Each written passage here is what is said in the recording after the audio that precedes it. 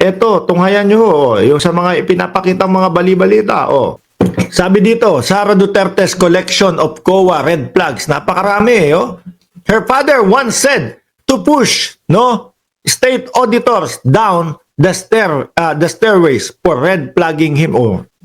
May banta lagi. Itutulak, Tingin ko yung mga nasa COA matatapang, Talagang kapag meron silang nakita, mga boss chief mo, sir, na, parang hindi okay to, parang red flag to, saglit lang, paliwanag nyo ito. Hindi sila talaga titigilan.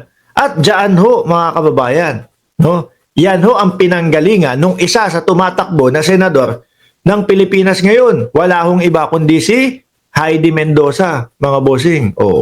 Di ba? At ang nakikita ko ho dito, pag yung Heidi Mendoza ay pinalad, lahat yan masisilip. At isa nga ho yun sa nakikita ko, mga boss chief amo, sir, na makakaresolba ho ng korupsyon sa Pilipinas.